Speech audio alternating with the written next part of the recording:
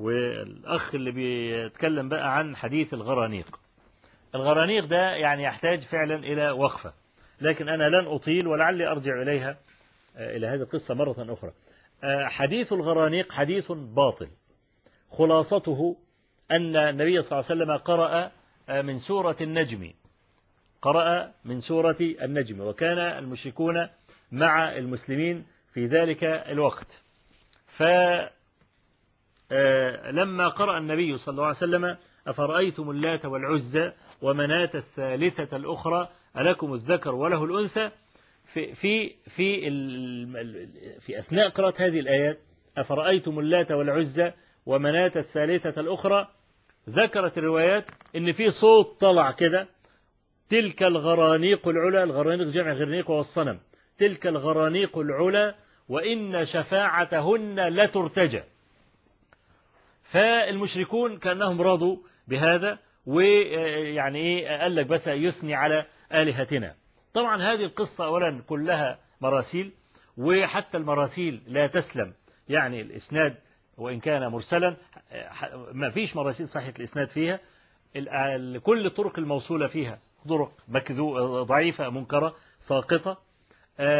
حتى لو سلمنا إن على كما يقول الحافظ بن حجر إن المراسيل ممكن تتعاضد، فليس في الروايات أن النبي صلى الله عليه وسلم هو الذي قال ذلك، وحاشاه أن يجري الشيطان على لسانه مثل هذا الباطل ويقول إن الأصنام لها شفاعة وأن شفاعتهن لا ترتجى، وكمان تلك الغرانيق العلا، يعني مدح.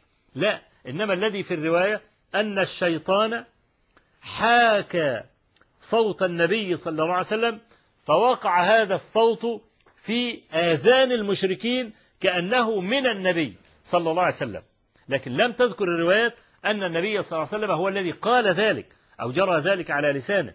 وطبعا إحنا إذا كنا يعني في باب الأحكام الشرعية بنتكلم في المرسل ونقول إنه هو يعني ضعيف وإنه لا تثبت به الأخبار والكلام ده، فما بالك في باب الاعتقاد؟ لا، هذه المسألة كلها يعني لا تصح. ولشيخنا الألباني رحمة الله عليه، أسأل الله أن يرحمه وأن يرفع مقامه في المهديين، له رسالة أو له جزء لطيف متين اسمه نصب المجانيق لنسف قصة الغرانيق.